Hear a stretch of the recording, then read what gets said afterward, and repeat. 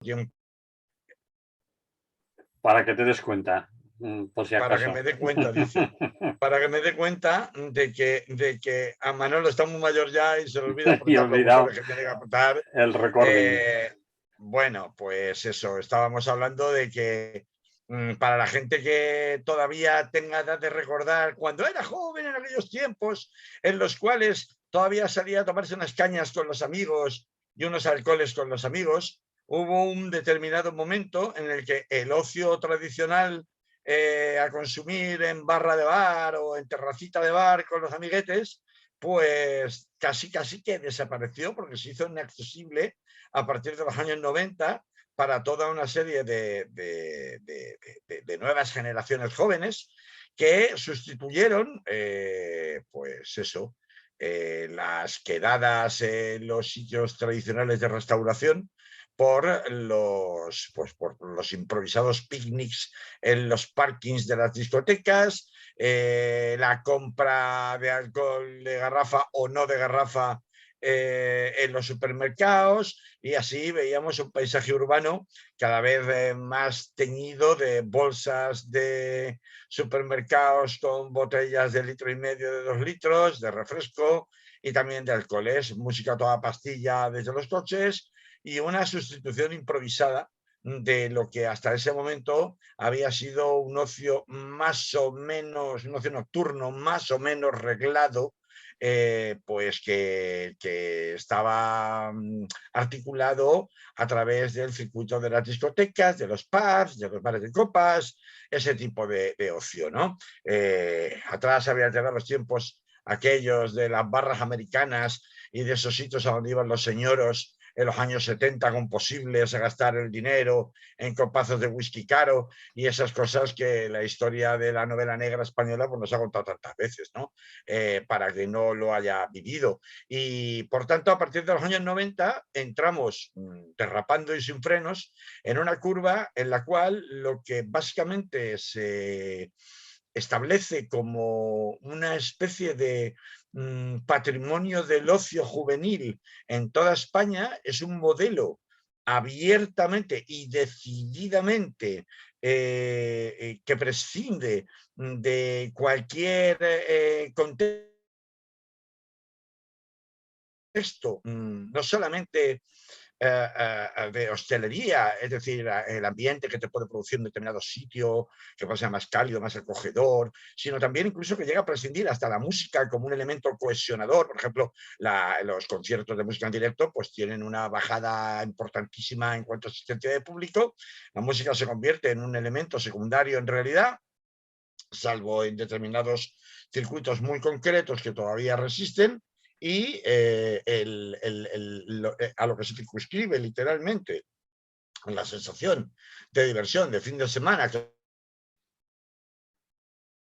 además se extiende en algunos sitios a otros días de la semana, jueves, que es el día en que salen los estudiantes, el miércoles, el día en que salen los Erasmus, es decir, se pasa a un modelo de miércoles a domingo en el que coexisten pues, actividades más o menos culturales relacionadas con el ocio nocturno en sitios concretos, con una programación concreta, pero que son minoritarios, con una masiva afluencia de gente que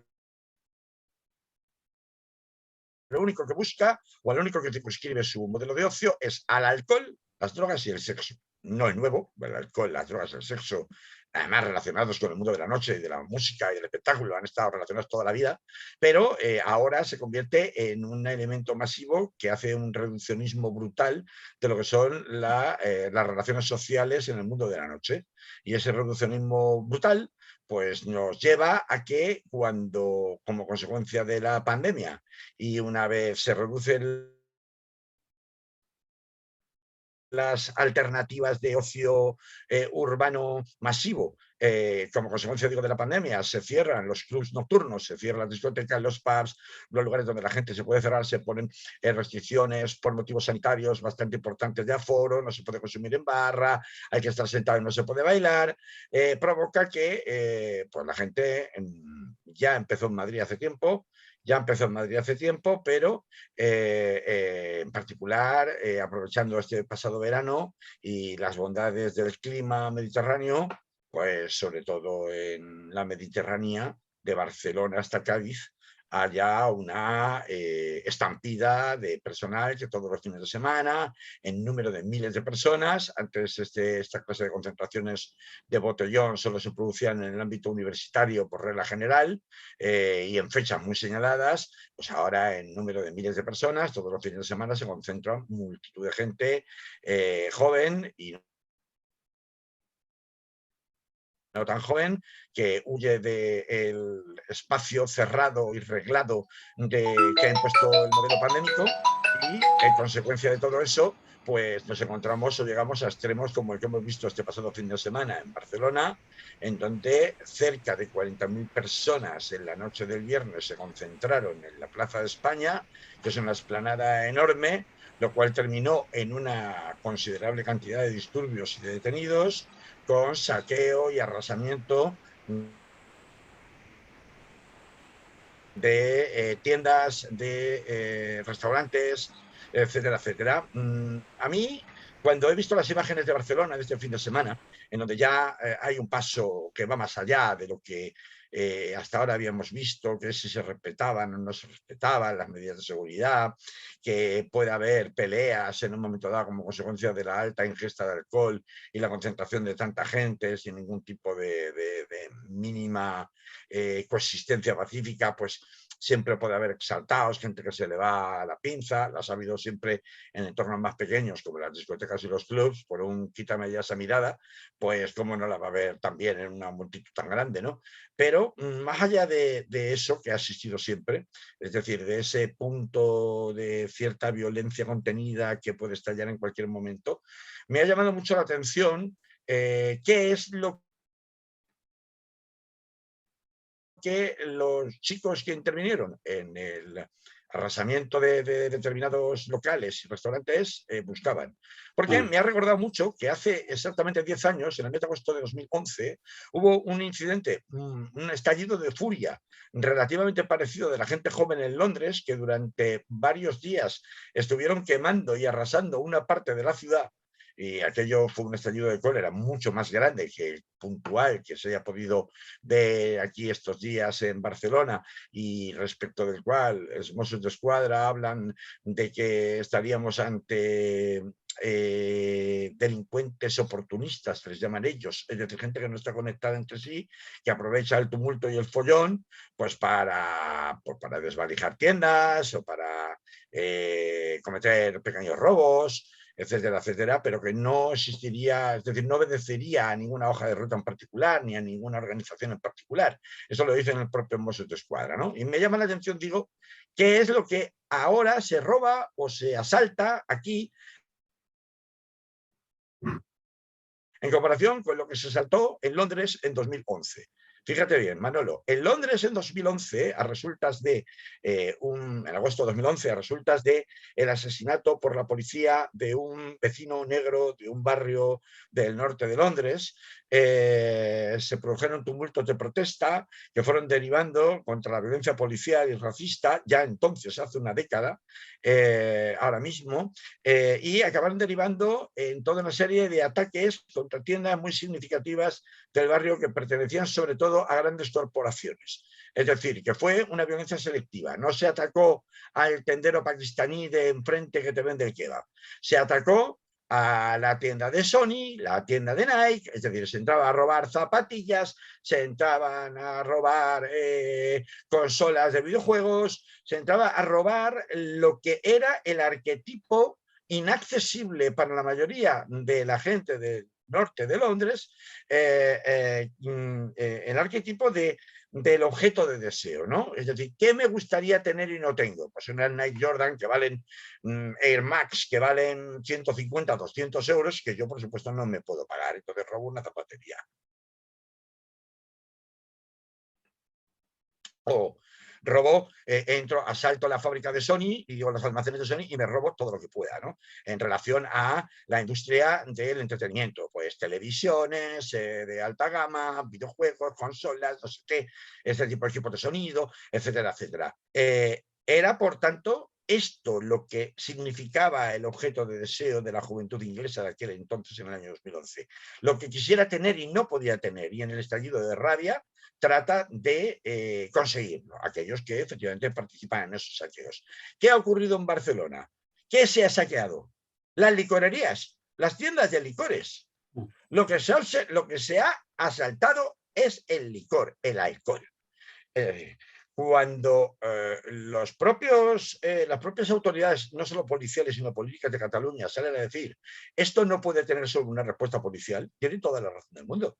Es que es el modelo de ocio nocturno al que se ha conducido sistemáticamente a la gente joven de una manera mayoritaria e indiscriminada, en donde si no hay alcoholazo y si no hay música en los coches donde yo puedo hacer lo que me dé la gana, y si no hay drogas, no hay diversión. La única alternativa es el alcohol. Cuando tú preguntas,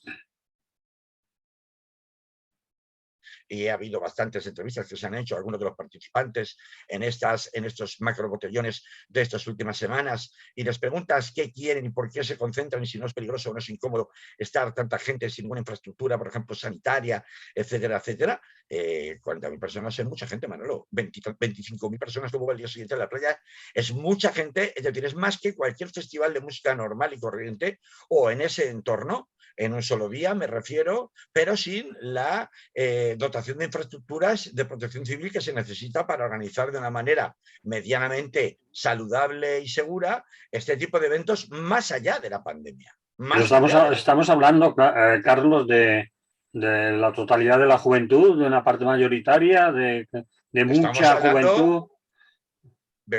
Ya vas a ver,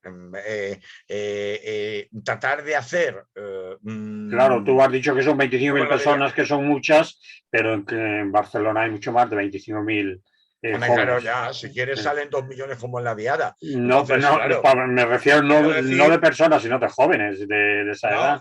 Pero te quiero decir que sí, no me parece que el término de comparación creo que debería ser el de un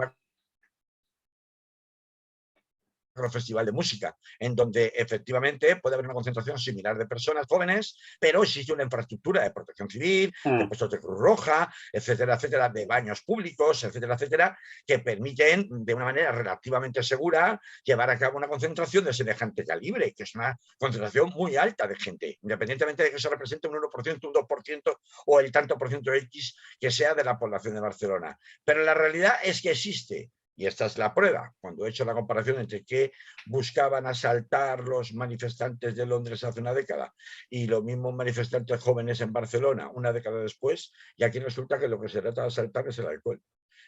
Por tanto, vamos a ver cuál es el modelo al que hemos conducido a lo largo de todas estas décadas. Y he arrancado en los años 90, podría haber arrancado un poco más para atrás en los 80, pero en los 90 es donde ya se empieza a visibilizar más claramente este modelo de ocio nocturno.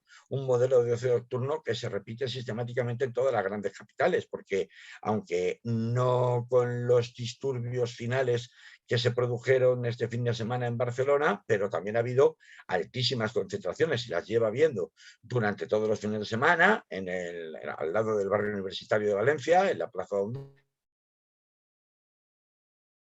Honduras, y la lleva viendo en Madrid en distintos puntos desde antes de que empezara el verano. Entonces, es que este es el modelo de la cañita, el modelo de ocio del salga usted y diviértase, el modelo del Madrid nunca cierra, por la noche, ese modelo de, bueno, no hay futuro, y como no hay futuro, pues da igual, lo que importa es el presente aquí y ahora. Y el aquí y ahora me importa todo una M, y por tanto, si tengo que quemar un contenedor, lo quemo, porque estoy hasta las narices de que no tengo ningún futuro. Y cuando hablamos de esta gente, de la gente joven y no tan joven que se concentra en este tipo de eventos o de botellones, a ver, no nos equivoquemos, no vayamos a caer en aquello que se llama la demonización del proletariado, sobre el que escribió Owen Jones precisamente en Inglaterra, en la famosa novela Chaps, sobre estos incidentes que he contado de Inglaterra de 2011, de Londres de 2011, porque no estamos hablando solo de capas marginales de la población, estamos hablando de todo tipo de extracción social, empezando por los estudiantes universitarios que tienen una vida medianamente asegurada a través de sus padres porque todavía viven con ellos. Por tanto, no estamos hablando de que es que las condiciones materiales de vida de las personas hacen que sean empujadas hacia estallidos de cólera sin control que provocan saqueos, incendios, etcétera, etcétera. Puede darse ese caso en algunas de las personas que participan en esos eventos, pero la gran mayoría no son personas que sus condiciones materiales les empujen a hacer o participar en este tipo de actos o de eventos. ¿Qué reclaman? Que vuelvan a abrir las discotecas, que vuelvan a abrir los pubs, que si ellos son los primeros que no quieren estar ahí. Lo que están diciendo es, no, mire, yo estoy mucho más cómodo, efectivamente, en una discoteca o en un pub si puedo pagarlo. Si no puedo pagarlo, pues ya me busco la vida. Y me voy al parque a beber un litro de cerveza con los amigos como toda la vida. O no, hasta que venga la policía local y me diga que si no llevo mascarilla y que si no sé qué. Como antes venían y decían que tenías el pelo largo o te estabas fumando un porro. Es decir, es que esto, el hostigamiento policial ha existido siempre. En cuanto había comportamientos en público, aunque fueran de noche, por parte de gente joven agrupada en un número X de personas. Esto ha existido siempre, no es de ahora. Pero están reclamando una vuelta, una reivindicación de la vuelta a un modelo que es el modelo que nos ha traído exactamente aquí de vuelta cuando ese modelo no se ha podido poner en marcha, ha estado cerrado por la pandemia, que es el modelo del consumo de alcohol, sexo y drogas, como el gran referente o casi único referente de ocio nocturno en España, muy relacionado con la cultura del turismo y con la exacerbación de un modelo de turismo de sol y playa y cachondeo nocturno que tanto se ha vendido en Benidorm, en la Costa Brava y en definitiva en la Costa del Sol y en definitiva en todo el Mediterráneo. El mismo modelo que vende en Madrid, la Madrid de Isabel Díaz Ayuso y de su señor alcalde, ¿no? Entonces, bueno, ahora no nos rasguemos las vestiduras. Esto va a seguir pasando una vez sí y otra también, porque lo que está detrás de todo esto, más allá del ansia y la rabia existencial de la gente joven en unas condiciones de un futuro bastante obvias para ellos, o de un futuro muy pesimista, más allá de todo eso, es que además es un camino que hemos recorrido con insistencia, con gran impulso publicitario, con gran impulso televisivo todavía hoy, en mujeres hombres y viceversa, por poner un ejemplo, un modelo en definitiva exportado e inculcado sistemáticamente a todas las nuevas generaciones de que eso es lo mejor, lo más social y lo más divertido que puedes hacer en la noche de un fin de semana con tus amigos, ponerte hasta las trancas. Y bueno, pues si es así, más que seguir criminalizando a la gente que participa en los botellones, habría que empezar de una santa vez a criminalizar a todos aquellos que promueven ese modelo cultural y de ocio como prácticamente el único posible para una gran mayoría de la juventud española. Eso es lo que quería contar. Muy bien, pues ahí lo vamos a dejar, le vamos a poner un poco de música y continuamos con otro asunto, ¿vale? Muy bien. Bien, vamos por el minuto para que te sitúes por el minuto 20 del programa, compañero Carlos. Así que nos vamos, no nos va a caber todo, según teníamos previsto. Nos vamos a Las Palmas, nos vamos a la solidaridad. Tú me mandas un título que ahora tengo que pillar. Solidaridad con La Palma. ¿Dónde? ¿Por qué te haces esta pregunta? O estas dos preguntas. Solidaridad con La Palma, te pregunta primero y después ¿dónde? ¿Qué quieres decir? A ver, yo lo que quiero contar sobre La Palma es el temor a que puedan reproducirse mecanismos de solidaridad a la hora de reconstruir, pues, sobre todo a la hora de ayudar a toda la gente que ha perdido sus viviendas, su patrimonio, que es la gente más afectada, aunque sea con reubicación en otra zona distinta, si no son recuperables las zonas arrasadas por la lava, pues el temor de que pueda reproducirse lo que ya ha sucedido en ocasiones anteriores con grandes catástrofes naturales y en particular me estoy refiriendo al precedente más cercano, que para mí es el más comparable, que es el del terremoto de Lorca, en Murcia. A ver, existen, en España siempre que hay una catástrofe, hay primero un primer corredor asistencial y de solidaridad casi espontánea de la ciudadanía muy importante. Es decir, lo que voy a decir a continuación no quita lo que estoy diciendo ahora. Existe inmediatamente un resorte de solidaridad espontánea de vecinos, asociaciones que sin ningún interés, de una manera muchas veces anónima, inmediatamente se movilizan para enviar lo que se llaman primeros auxilios, alimentos de primera necesidad, mantas, este tipo de material. Sí. ¿Vale? Esto se ha visto siempre que ha ocurrido una catástrofe importante de tipo humanitario como consecuencia de desastres naturales en España, la ha habido. Han ido voluntarios, se han ofrecido gente voluntaria en todos lados, hasta a punto de decirles que no vengan más. Recordemos, por ejemplo, el desastre del petróleo en Galicia, ¿no? El Nunca Más. Sí. Claro, entonces, que existe yo diría, una educación solidaria de la mayoría de la ciudadanía española de a pie a la hora de socorrer o tratar de socorrer lo que esté a nuestro alcance al resto de nuestros conciudadanos. Yo de esto no tengo ninguna duda, de que existe y se ha visto también, una vez más, en Las Palmas. Ahora bien, el desastre es de tal magnitud que también vemos cómo se producen o se detectan resortes que no forman parte de que se activan y no forman parte de esta tradición solidaria de los españoles, y que tienen mucho más que ver con las nuevas reglas implantadas del mercado en España. Hemos visto el problema que hay del alojamiento en Las Palmas. Hemos visto en La Palma, en la isla de La Palma. Hemos visto cómo existe una confusión enorme de la que se quejan constantemente, incluso de carácter geográfico, de gente que confunde Las Palmas de Gran Canaria con Palma de Mallorca, con La Palma, con la isla de Las Palmas, es decir, gente que habla sin tener ni la más remota idea de lo que está hablando y de cuál es la realidad canaria, porque al menos yo he tenido la oportunidad de leer encendidos e indignados comentarios de ciudadanos y ciudadanas canarias de otras islas, bueno, absolutamente abochornadas y ratificándose en la idea que persiste mucho allí de abandono por parte del Estado español en cuanto a lo que tiene que ver con el Estado asistencial. Hemos visto también cómo durante estos días ha habido constantes denuncias de problemas de alojamiento, en particular por 3 razones. Una, y esto es una implantación claramente de las reglas del mercado neoliberal que probablemente no hubiera sucedido en décadas pasadas, que es el encarecimiento de los alquileres en la propia isla. Es decir, ha habido gente, mucha, que ha aprovechado para subir los alquileres. Sobre la base de que existía mucha más demanda de alojamiento. Hemos visto cómo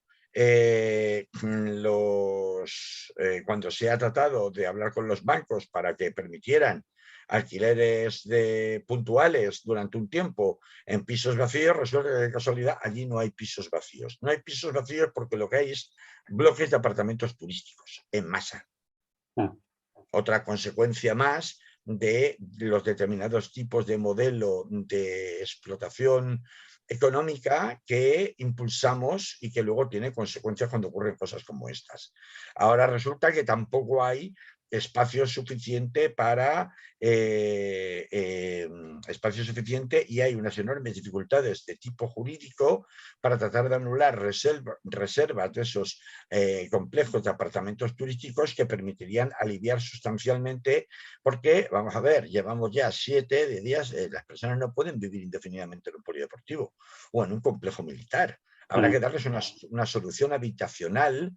La primera solución de emergencia de carácter habitacional que se les ha dado ha sido, como sabemos, a través de segundas viviendas o de viviendas de familiares, pero en muchas ocasiones de una manera totalmente provisionalísima para dar salida al problema de que esta noche no tengo dónde dormir, pero que es una situación que no se puede sostener en el tiempo, porque no puedes pretender que vivan 7, 8 personas, 10 personas en una casa en la que caben 3, como está pasando, ¿no? Como está pasando. Eso puede ser una noche, 2 noches, pero no de manera prolongada. Y ahí es donde entra el temor de cómo funciona la tramitación en España de ayudas como consecuencia de catástrofes. Si nos hemos de atener al caso de Lorca, pues como un ejemplo de lo que puede suceder con independencia de que Ursula von Leyen haya desde la Unión Europea manifestado que efectivamente la isla de La Palma podrá acceder a las ayudas en concepto de solidaridad, que la línea de ayudas solidarias que tiene prevista la Unión Europea, tal y como reclamaba el Cabildo Insular, pues la realidad es que luego estas ayudas, a la hora de cuantificar cuáles son los que se ha perdido, qué se ha perdido, y por tanto sobre ese presupuesto, esa facturación, que muchas veces es una autoliquidación, una autodeclaración de la propia persona afectada, porque, pues, vamos a ver, oiga, si usted lo que pretende es que yo le justifique con una factura de compra lo que me costó la mesa que tenía en el salón y el juego de 6 sillas que tenía en el salón, pues va a ser difícil que lo pueda conseguir, porque eso igual lo compré hace 30 años, la tienda no existe, y de existir la factura, pues la factura ha quedado destruida exactamente igual que la mesa y las sillas en el propio desastre, ¿no? De la lava, ¿no? Por tanto, no me pide usted milagros. Claro, y ahí viene el problema. Que no me acredita usted. Vuelvo usted mañana con una póliza de 25 céntimos. Claro. Y como no me acredita usted, ¿qué pasa? Pues que todas las líneas de ayudas pasan por donde pasan siempre en este país, que son por el Estado, por las comunidades autónomas, por el ayuntamiento y por los bancos, que se llevan a su pellizquito, claro. Y te pasa lo que te puede pasar con Lorca. Que Lorca llega un momento que dice, vale, yo te doy la pasta, no Lorca, sino el Ministerio de Fomento. El Ministerio de Fomento dice, pues mire usted que yo he mandado una remesa de dinero, a los que han reclamado se les ha dado provisionalmente ese dinero, pero luego se ha verificado lo que han presentado para justificar que efectivamente todo ese dinero lo han perdido, pues yo sé, la propiedad de la casa se puede conseguir a través de la notaría, si la notaría no ha desaparecido, se puede ver cuánto se pagó, y el banco seguramente tendrá las cuentas de si había un préstamo hipotecario, pues que se debía. El coche, pues igual si lo compré en un concesionario,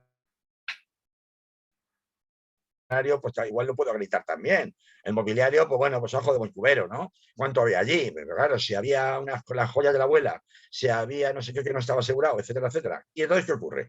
Porque te empiezan a hacer una limpia. Te empiezan a revisar de la declaración de efectos y perjuicios y daños que tú has tenido, que a juicio del actuario, bien de la comunidad autónoma, bien del Ministerio de Fomento, está acreditado o no está acreditado. Y entonces te reclaman, oiga, mire, que le di 8.000 y yo entiendo que usted no me ha acreditado más de 4.000. Devuélvame los 4.000 que faltan. Entonces sería la de San Quintín. Todavía no han terminado en pleitos en Lorca por lo mismo, con si te devuelvan las ayudas, y además me las tiene que devolver y con recargo. O sea, con intereses.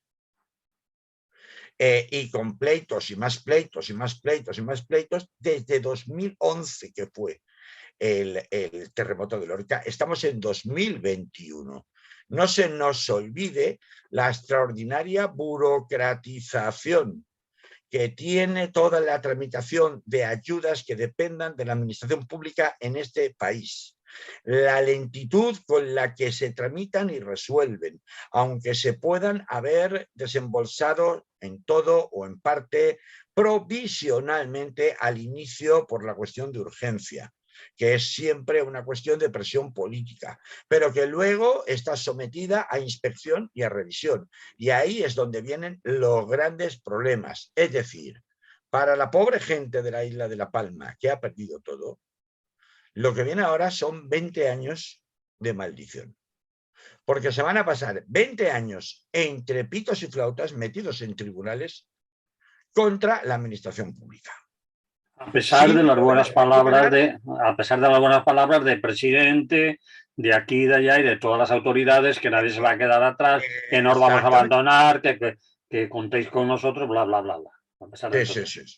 Sí. Pero o cambia el modelo de gestión de las ayudas en caso de humanitarias, en caso de catástrofe, o si se sigue observando el mismo modelo de gestión que se ha observado en catástrofes anteriores, y por eso he puesto la más reciente, la de Lorca, pues apague, vámonos, 20 años de pleitos garantizados. O sea, es para pegarse un tiro.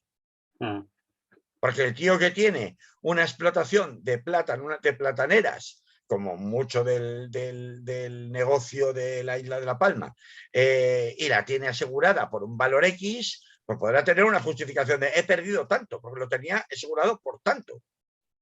Pero las personas que tengan, según qué, dentro de sus respectivas propiedades, olvídate. Y luego empieza el vía crucis de la reclamación. Sí, ahora te doy un dinero, pero un dinero que es absolutamente insuficiente para reemprender una vida. Es decir, la pérdida desde el punto de vista económico, social y personal para las personas que están afectadas por todo el desastre del volcán de La Palma es absolutamente irrestituible, y menos con el sistema tan absolutamente demencial y burocratizado hasta el extremo que tenemos de gestión de ayudas. En fin, no quiero ponerme demasiado sarcástico, ¿verdad? Porque es un tema bastante doloroso para las personas que lo sufren, pero no tenemos más que ver cómo han funcionado ayudas puntuales mucho más sencillas que estas, como son las del ingreso mínimo vital y otras, ¿no? Y hemos visto que en menos del 50%, o sea, más del 50%, mejor dicho, se ha quedado sin cobrarlas, sin recibirlas. Y era una cosa mucho más sencilla, ¿no? Y además por motivos muchas veces absolutamente demenciales, ¿no? Entonces, bueno, pues desde aquí lanzar una llamada de atención a que no nos dejemos engañar. Es decir, lo importante de las ayudas no sé si son más millones o menos millones, lo importante de las ayudas es cómo se van a gestionar. Y ahí tiene que especial responsabilidad el Ministerio de Fomento por un lado y el Cabildo Insular, que es el responsable autonómico, por otro, ¿no? Mucho más que los municipios, porque allí en Canarias los municipios tienen menos competencias que lo que tienen en otras zonas de la península, ¿no? Así que eso creo que es donde tenemos que estar atentos si efectivamente no queremos que nadie se quede atrás, en palabras ya tantas veces repetidas como vacías, de los representantes políticos de este gobierno de transición, de coalición.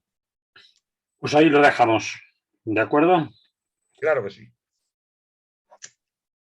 Nos vamos con el último tema. Nos quedan 10 minutos, como mucho, ¿eh?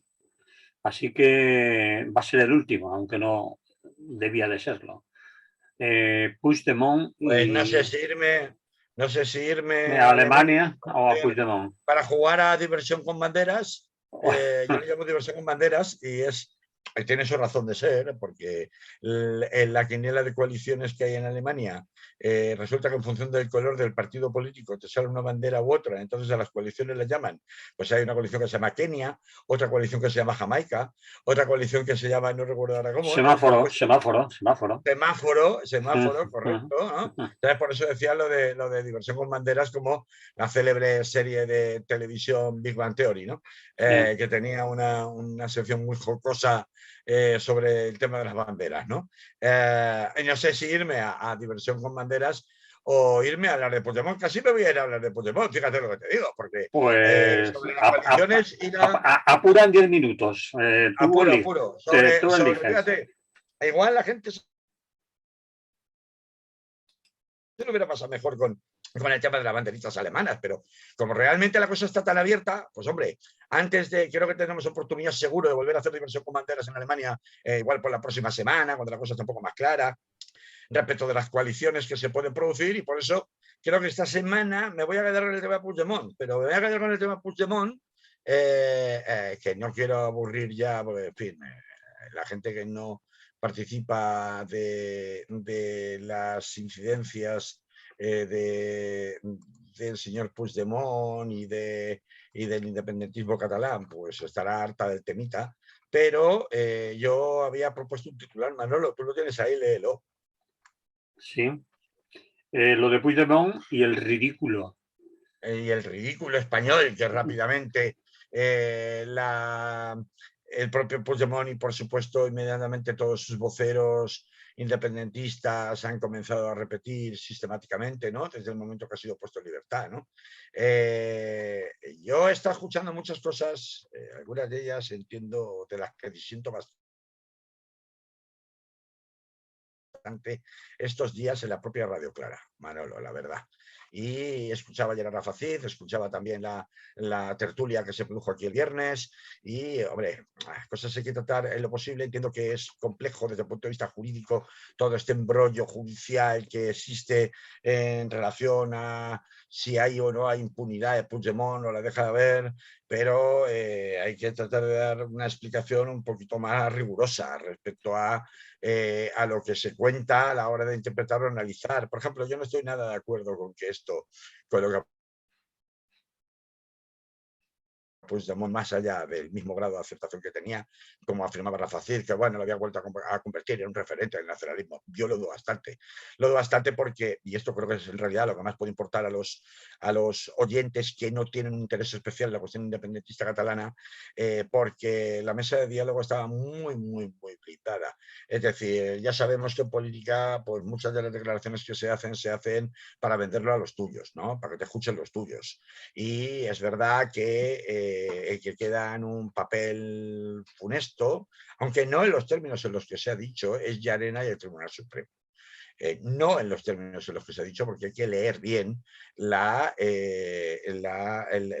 resolución tanto de la jueza italiana de Cerdeña como sobre todo la resolución del Tribunal General de la Unión Europea del pasado mes de junio, en donde, bueno, realmente lo único que estaba suspendido era, es decir, la impunidad está suspendida, porque unas medidas cautelares a las que se dijeron que no, medidas cautelares pedidas por Puigdemont.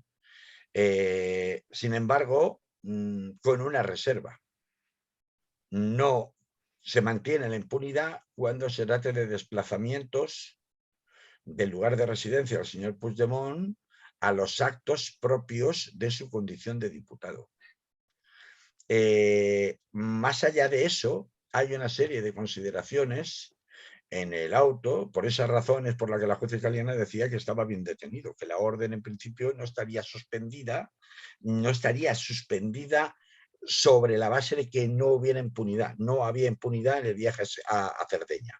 La impunidad no regía respecto de Cerdeña, pero es que la cuestión es que la propia resolución del Tribunal General de la Unión Europea de junio, cuando rechaza las medidas cautelares, dice entre otras cosas, rechazo de las medidas cautelares porque como resulta que el Tribunal Supremo Español ha formulado una cuestión de competencia que tenía que ver con el intento de orden de detención o el curso de la euroorden de detención contra el señor Puig, que es otro de los consejeros huidos en su momento, pues entendemos que conforme establecen o indican las autoridades españolas, las órdenes están sin efecto hasta que se resuelva la cuestión de competencia por el mero hecho de presentarla, hasta que esta cuestión prejudicial se resuelva.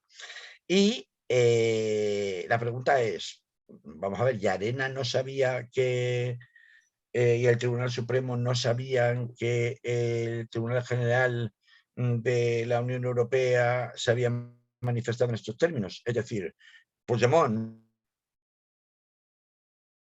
no te dé la medida cautelar que me has pedido respecto a la suspensión de tu retirada de la impunidad, porque es que en realidad no hace falta, ahora mismo no existe temor de que vayas a ser detenido, puesto que las autoridades españolas han comunicado que están pendientes de que se resuelva la cuestión prejudicial previa y que mientras tanto las órdenes carecen de eficacia.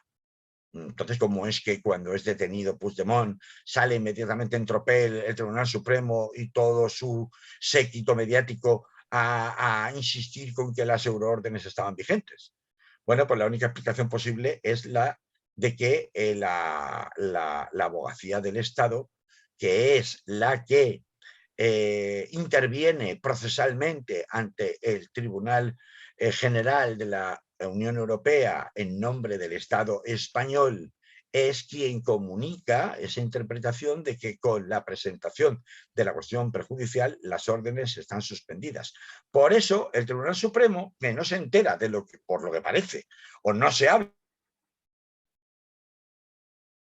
o no le dice la abogacía del Estado, o no le pregunta el Tribunal Supremo y Llarena en particular a la abogacía del Estado, oye, pero tú qué le has dicho a la Unión Europea, al Tribunal General de la Unión Europea, o que no se han leído bien la resolución, cosa que me parece inconcebible, del Tribunal General de la Unión Europea.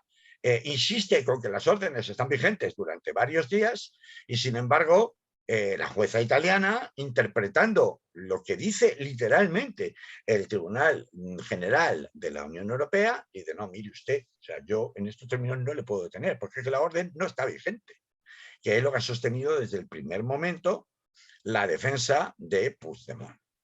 Entonces, ¿tenía razón el Tribunal Supremo en que la orden en principio sí estaba vigente? Sí, en la medida en la que no hubiera intervenido por el medio del Tribunal General diciendo lo contrario al denegar las medidas cautelares que presenta Puigdemont tras serle retirada la impunidad.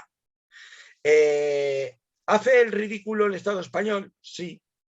En ese aspecto tiene razón Puigdemont. Hace el ridículo porque es evidente que aquí se ha producido una desconexión interesada o interesada, que es lo que está por ver, entre lo que dice el Tribunal Supremo y lo que hace la abogacía del Estado. Pero que esto tenga una consecuencia directa sobre que vuelve a colocar a Puigdemont como un referente internacional o vuelve a colocar a Puigdemont como un referente ineludible en la mesa de diálogo entre Esquerra Republicana de Cataluña y el Partido Socialista, como afirmaba ayer, por ejemplo, Rafa Cid. Yo lo dudo mucho. Lo dudo mucho porque los términos en los que se ha constituido la mesa de diálogo han dejado fuera al muy honorable presidente y su partido político, Junts per Cat o Junts per Catalunya. Por una parte. Y por otra parte, porque, bueno, los sainetes y los rifirrafes judiciales entre Puigdemont y el Estado español no son nuevos. Se han producido, o la justicia española, se han producido en numerosas ocasiones. No estamos hablando del caso de Alemania, porque en el caso de Alemania había sin duda una orden, una euroorden basada en una imputación de delitos, como era el delito de rebelión, que sin embargo no tenía cabida posible en el ordenamiento jurídico alemán, pero sin embargo ahora estamos ante una euroorden distinta emitida en 2019, después de la condena al resto de los líderes del proceso por sedición, que es un delito que sí puede tener una acogida mayor en otros ordenamientos jurídicos europeos, y a lo que se está en todo caso a nivel europeo y español, más allá del sainete judicial para las páginas de sucesos y de tribunales de los periódicos. En Europa me estoy refiriendo, o en el resto del mundo, es a que efectivamente haya un pronunciamiento judicial, más que lo del 4 de octubre, cuando tiene que volver Puigdemont, que no me cabe duda de que volverá, porque mucha gente dice, ¿y cómo es que no han puesto medidas cautelares? ¿Cómo es que se va el tío de Rositas? Y si no vuelve, hombre, pues si no vuelve, peor le va a ir a Puigdemont, porque entonces sí que pierde toda credibilidad frente al resto de tribunales europeos en donde pueda tener incidentes con la justicia española, y entonces sí que puede abonar la tesis de que se le impongan medidas cautelares, como por ejemplo no poder salir del país, cosa que era de entrada, y tiene razón la jueza italiana, difícilmente compatible con su condición de diputado, mientras se decide si finalmente se le retira o no se le retira por los tribunales, ¿no? En consecuencia de todo ello, pensar que esto es más allá de una anécdota más, esto, de las tantas que ha habido hasta la fecha entre Puigdemont y la justicia española, pues me parece que es tratar de exagerar las cosas sustancialmente. A partir de aquí, pues cuando esto termina definitivamente, o parece que podrá terminar, porque definitivamente nunca se sabe, pero tendrá un punto seguido verdaderamente trascendental, pues en el momento en el que principalmente se decida sobre la cuestión prejudicial que permita determinar exactamente en qué términos se pueden procesar las nuevas euroórdenes, inclusive en Bélgica, del señor Puigdemont y sobre todo y en paralelo se termine de decidir en los tribunales europeos la pérdida definitiva de la condición de diputado del señor Puigdemont y el resto de sus compañeros y por tanto la pérdida de su inmunidad. Cuando se junten esas dos resoluciones judiciales de tribunales europeos es cuando podremos atenernos de una manera medianamente cierta y rigurosa a la situación verdadera de Puigdemont de cara a los tribunales españoles. Mientras tanto, pues esto es humo, noticias, anécdotas, cada uno vende su película y poco más. Pero vamos, esto se va a pasar en poco tiempo, en cuanto salga de la actualidad de los periódicos, en una nueva cagada, entre comillas, de la acción exterior española que se descoordina o no se coordina, no se entiende muy bien por qué, entre la abogacía del Estado y el Tribunal Supremo, que es exactamente lo que ha sucedido para dar lugar a la detención que se ha producido el pasado fin de semana con Puigdemont. Muy bien, Carlos, pues así terminamos hoy, ¿te parece? Claro que sí, lo dejamos ahí, la semana que viene más. Más eso, nos divertimos con banderas si hace falta o Exacto, lo somos que... madera la semana que viene, lo prometo. Vale, un abrazo, que haya salud y que vaya bien. Hasta luego. Igualmente, hasta la semana que viene. Chao, chao. Salud. Bueno, Carlos, de la radio nos hemos ido. Espera que me aclare con todo esto, que no es tan fácil como tú piensas, ¿eh? Por cierto, hoy Sí, vas pero a si no haces otra saltitar. cosa, si ¿Eh? no haces otra cosa que apretar botones. Sí, sí, pues ahora me queda una horita de volver a escucharlo todo y quitar todos los saltos porque la conexión de hoy no lo he querido decir porque no tenía solución. En el vídeo lo verás, porque el vídeo sí que no lo puedo tocar, En el pero en vídeo la de radio, saltos. a saltos, a parones, sí. Yo te he visto congelado a ti un par de veces, sí. Aquí Te he visto apareces congelado. en rojo y amarillo, tu calidad de imagen, Qué bueno. de banderas, Exactamente. diversión de bandera. Bien, pero en fin, la gente lo entiende perfectamente. Pues ahora estás congelado, ahora estás descongelado. Sí, sí, lo he visto. Y tú también, se ha congelado todo. No solo yo, tú también. Bueno, pues eso, pues si se Pues congela, entonces hay poca conectividad hoy. Vamos a dejarlo aquí porque no vamos a alargarlo más, ¿no? vale, pues por eso Para lo que vamos a... para seguir sufriendo con con una conexión de baja calidad, pues no merece la pena. En fin, chiquet, Vale, me voy de botellón. vete cuidado, que la Que edad ya no es tienes la... edad. ¿Cómo que no? Pues dale, dale. Alcohol, alcohol, alcohol, hemos venido a emborracharnos. Ya sabes que lo dice la canción, ¿no? En fin, parece muy simpático, muy divertido, pero claro, al final, 40.000 personas en un sitio sin ningún tipo de medida de nada, es un caos, o sea, es un caos. A mí me, 25.000 es un caos. a mí me preocupa un tanto el que tanta gente esté solo para beber. Bueno, tú lo has explicado No es antes, que pero en estás fin, solo para beber, se está pero para todos, está para todo. La necesidad de socializar, etcétera, 2 años casi de no salir de casa, pues la gente ha reventado por donde sea. Ha sido como un volcán, como el volcán de La sí, Palma, ¿no? sí, ya se veía con la llegada del verano, se veía claramente. Las playas han sido un hervidero de gente por las noches en todo el litoral, sobre todo el litoral mediterráneo, en Mallorca, en Málaga, en Valencia, en Alicante, en todos los sitios, ¿no? Bueno, pues aparte de los niveles de contagio, más o menos, del tema de la pandemia, pero ya no es la cuestión de la pandemia solamente. Porque ahora ya no hay toque de queda, antes había toque, incluso se desafiaba el toque de queda, ahora ya no hay toque de queda. Entonces, la cuestión no es esta, la cuestión es que es un modelo absolutamente destructivo, un modelo de interrelación social absolutamente Sí, destructivo. sí, Y es una verdadera pena porque la gente se entrega a ciegas sabiendo que es destructivo. sí. Es decir, que, a ver, todos hemos hecho el gamberro, joder, pues yo sé, que tire la mano en la primera, que tire la, ¿cómo se dice eso? La primera piedra, el que no La la primera piedra, exactamente, pues yo he hecho el gamberro como todo el mundo, pero, por ejemplo, yo después de haber estado un par de veces en la Anillo de San Joan, no he vuelto más, porque para ver lo que se ha convertido la Anillo de San Joan, al menos en el litoral de Valencia, pues, alguien me puede decir, oye, pero ahí, mira, pero hay, en realidad, ¿qué son la mayoría de las fiestas de populares? que son la mayoría de las fiestas populares. ¿Qué es San Fermín? Si lo único que huele es a vómito y a meao y a orín toda la ciudad durante no sé cuántos días. ¿Qué es? Una especie de aquelarre alcohólico brutal. Sí, con una serie de actividades, estén relacionadas con las vaquillas o con los toros, y digo las vaquillas para las fiestas populares, todos sabemos lo que pasa, ¿no? En las fiestas populares, las fiestas de los pueblos. ¿Qué pasa en las fiestas de los pueblos? ¿A qué se va? A la verbena a beber. Y si me puedo pegar con alguien, mejor. ¿No? Eso es de toda la vida. Es decir, no es nuevo, no es un fenómeno nuevo. El fenómeno nuevo es una concentración tan alta de gente dispuesta a asumir que bueno, que como esto es el único modelo que me dejan de socializar, pues socializo, me da igual. Asumo lo que pueda pasar, pues que me peguen un cuchillazo, que me roben o lo que sea. Porque claro, en una concentración de tanta gente hay todo tipo de gente. Por lo tanto, puede pasar cualquier cosa. ¿Qué son las fallas?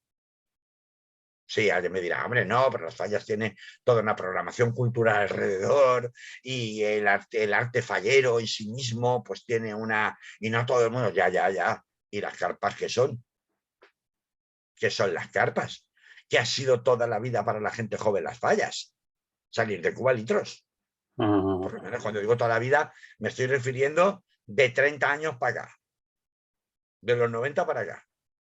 Y si hablo de los 80 y de los 70, pues tampoco me voy tanto. ¿No? Y a los sí, que lo recuerdo. Entonces, son modelos en donde vivimos en una sociedad pues, totalmente alcoholizada. Es decir, alcoholizada en el sentido de que forma parte del ADN de la socialización de nuestra cultura mediterránea, pues sea por la tradición del vino o sea yo creo que mucho más que por la tradición del vino, histórica del vino en el Mediterráneo, pues por todo lo que tiene que ver con la comercialización y publicitación permanente, igual que la vida del juego en una temporada, pues del consumo alcohólico y de la relación del ocio con el consumo del alcohol, ¿no? Alguien me decía, ¿tú sabes quién hace el mayor negocio de los eventos musicales? ¿Quién saca la mayor tajada? ¿Los músicos? No. ¿El promotor? No. Las cerveceras. Un concierto va bien o va mal, de música del tipo que sea, me da lo mismo, en función del número de barriles de cerveza que se venden. Son las cerveceras las que ganan el dinero. Claro, en todo el circuito de actividad musical, de música en directo, de música en todos. Entonces, pues esto ya nos da una definición clara de en dónde estamos. Entonces tampoco nos extrañemos de que pasen cosas como las que hemos visto en Barcelona, que seguro que van a volver a pasar y no pasarán el sábado, pasarán el viernes, porque el sábado els Mossos ya prevenidos cortaron todos los accesos a la Plaza de España y desviaron a todo el mundo a la playa, y aún así hubo disturbios a la salida de la playa. Claro, y pasarán en Madrid, pasarán en Valencia y pasarán donde tenga que pasar. A la gente, otra cosa no, pero como le quitas el alcohol, tienes una revolución montada. Sí, que sí, estoy de acuerdo. Claro. O sea, los sindicatos a partir de ahora, si buscan la revolución, lo que tienen que hacer es cortar el alcohol. Corta el alcohol y verán a qué se lía. Bien, Carlos. Pues nada, lo dicho, que me voy de botellón. Vale. Hasta la semana que viene. Chao, hasta luego. Chao.